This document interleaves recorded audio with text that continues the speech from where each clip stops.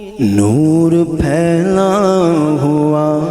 آج کی رات ہے، نور پھیلا ہوا آج کی رات ہے۔ الحمدللہ رب العالمین، الصلاة والسلام علی سید الانبیاء والمرسلین، اما بعد فاعوذ باللہ من الشیطان الرجیم، بسم اللہ الرحمن الرحیم۔ نبی پاک صاحب الاولاق، سیاح افلاق، تاجدار دو جہاں، سید لامکاں صلی اللہ تعالی علیہ وآلہ وسلم نے ارشاد فرمایا، جو میرا امتی مجھ پر ایک دن میں 3 مرتبہ صبح اور 3 مرتبہ شام درود پاک پڑھے گا، اللہ تبارک و تعالیٰ پر حق ہے کہ مالک لم یزل اس کے اس دن اور اس رات کے تمام گناہوں کو معاف فرما دے۔ سامعین محترم، خالق کائنات جل و علا کے ہم گناہگاروں پہ بڑے احسان ہیں۔ سب سے پہلا احسان تو یہ ہے مالک کا کہ اس نے ہمیں انسانوں میں پیدا کیا۔ جب انسانوں میں پیدا کیا تو انسانوں میں پیدا کرنے کے بعد اللہ رب العالمین نے ہمیں اہل ایمان میں رکھا۔ اہل ایمان میں رکھنے کے بعد جو سب سے بڑی مالک کی خوبی ہے وہ یہ ہے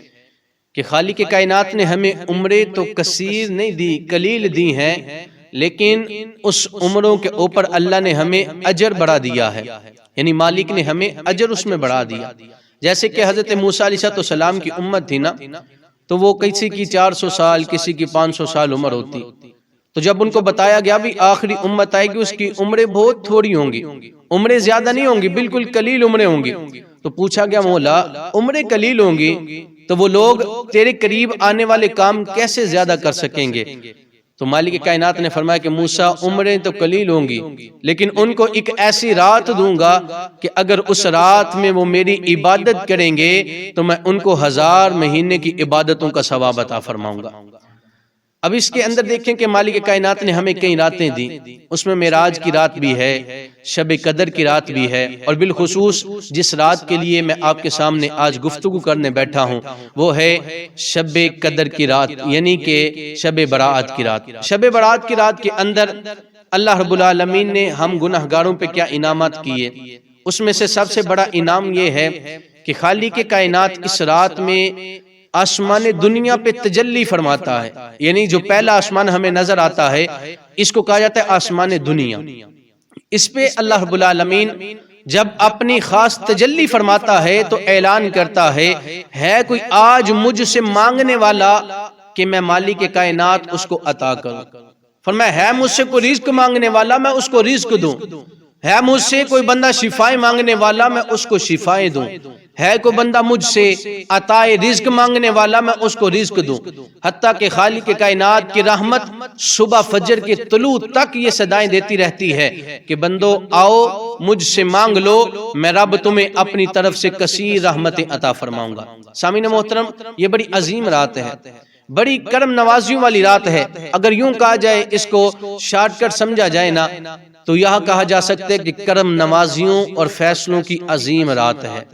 اس میں کرم نوازیاں بھی کمال ہوتی ہیں، لیکن فیصلے بھی بڑے کٹھن ہو جاتے ہیں۔ یعنی اگلے سال جن لوگوں نے اس دنیا سے جانا ہے، جن نے اس دنیا پہ آنا ہے، جس نے جو کھانا ہے، جو پینا ہے، کہاں جانا ہے، کہاں رہنا ہے، یہ سب باتیں لکھ کر فرشتوں کو رجسٹر دے دیے جاتے ہیں۔ بھئی اگلے سال یہ پیدا ہوگا، یہ مر جائے گا، یہ وہاں جائے گا، یہ وہاں سے آئے گا، یہ ساری باتیں ہوتی ہیں، لیکن کرم نوازیاں کتنی ہوتی ہیں۔ مصطفیٰ کریم صلی اللہ تعالی علیہ وآلہ وسلم نے فرمایا کہ جو بنو کلب کا قبیلہ ہے، اللہ رب العالمین اس رات کے اندر شب برات میں بنو کلب کے قبیلے کی بکریوں کے بالوں سے زیادہ گناہگاروں کو جہنم سے آزاد فرما دیتا ہے۔ اب کہا کیا جاتا ہے کہ جو بنو کلب کا قبیلہ تھا نا، وہ عرب کے اندر سب سے زیادہ بکریاں رکھا کرتا تھا۔ اچھا، ایک بکری کی کھال کے اوپر جتنے بال ہوتے ہیں نا،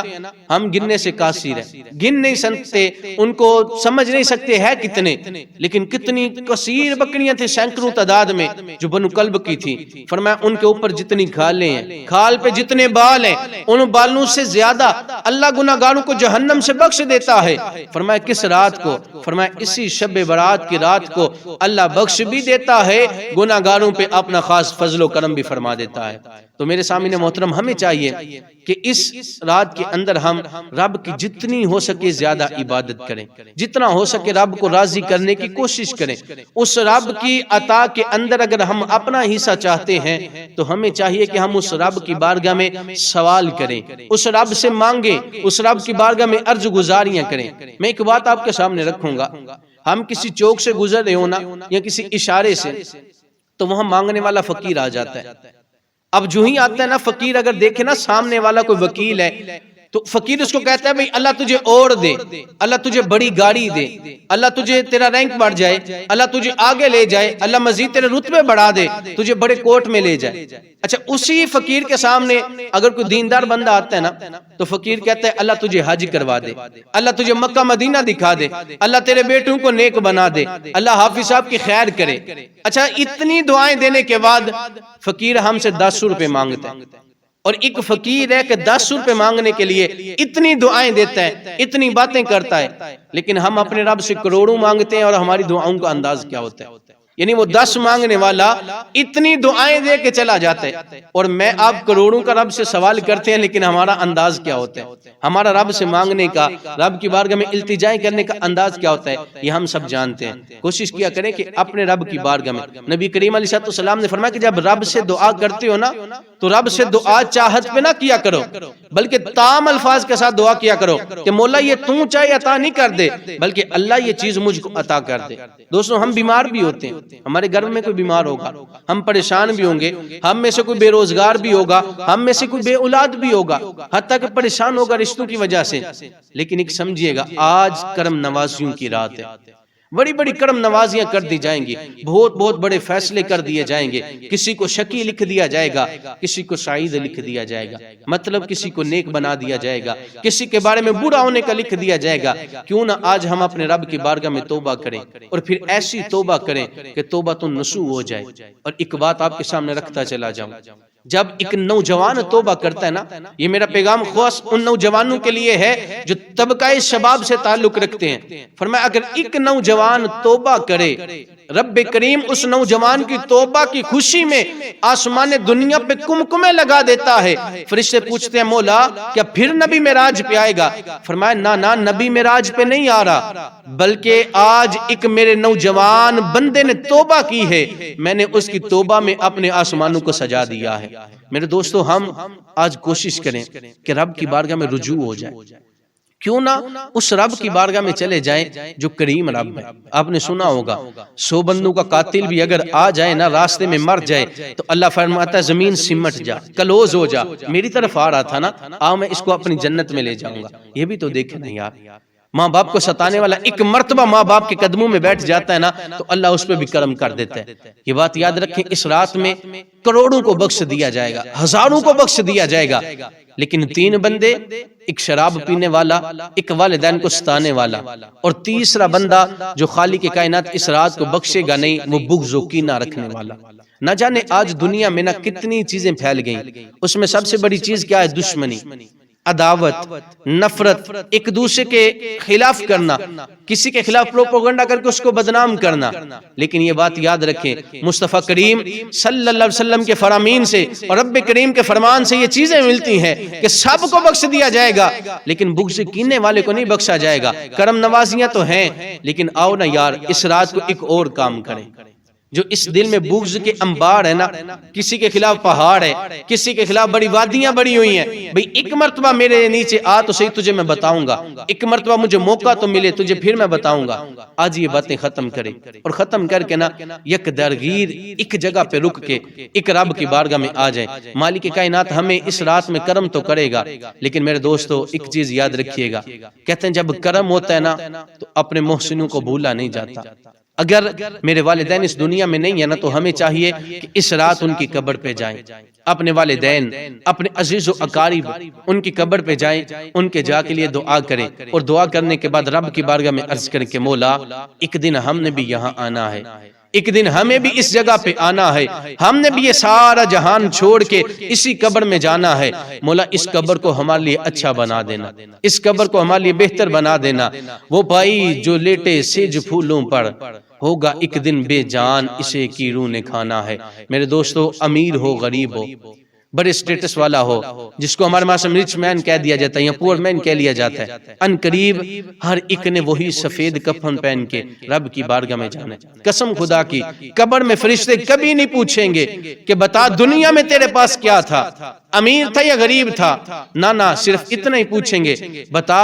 اپنے رب کے بارے میں کیا گمان رکھتا تھا، اس رب کی عبادت کتنی کرتا تھا، نبی کے بارے میں کیا کہتا تھا، تیرا دین کیا تھا۔ ہمارا دین تو بڑا میٹھا ہے، بڑا پیارا دین ہے یار، اتنا پیارا دین کہیں نہیں ملتا۔ وہ کیا ہے، ہم راستے سے جا رہے ہیں، کانٹا ہٹا دیا، پتھر ہٹا دیا، اللہ کا نبی فرماتا ہے تو نے پتھر ہٹا دیا، رب تیرے سارے پچھلے گناہوں کو معاف فرما دے گا۔ ہم کیوں نہ یار اس دین کی طرف آئیں، اس دین کی ترویج و اشاعت میں کام کریں، کوشش کریں آج کی رات اپنے رب کو راضی کر کے گزاریں۔ لیکن رب راضی تب ہوگا جب والدین راضی ہوں گے، والدین راضی تب ہوں گے اگر ہم نے ان کو کرنے کی کوشش کی۔ آج جو ناراض ہیں ان سے معافی بھی مانگیں، اور جو ہمارے ساتھ محبت کرنے والے ہیں نا، تو محبت کا تقاضا بلا کیا ہوتا ہے، یار ہمیشہ یار کو وہاں دیکھنا چاہتے جہاں وہ خود ہوتے ہیں۔ اگر آج میں مسجد میں جا رہا ہوں نا تو میرا دوست بھی مسجد میں ہونا چاہیے، اگر میں قرآن پڑھ رہا ہوں میرا دوست بھی قرآن پڑھے، میں نماز پڑھ رہا ہوں میرا دوست بھی نماز پڑھے، اگر میں رب کی رضا کے لیے روزہ رکھ رہا ہوں شب برات کے دن کا تو میرا دوست بھی روزہ رکھے۔ تو آئیے نیت کرتے ہیں کہ ہم اپنے رب کی طرف رجوع کرتے ہیں، اس رات میں اپنے رب کو راضی کرنے کی کوشش کرتے ہیں، اپنے رب کی طرف پلٹ کے آتے ہیں۔ مالک کریم کی بارگاہ میں دعا ہے کہ اللہ رب العالمین ہمیں صحیح معنوں میں اپنا بندہ بن کے اس رب کو راضی کر کے قبر و آخرت سنوارنے کی توفیق عطا فرمائے۔ وآخر دعوانا ان الحمدللہ رب العالمین۔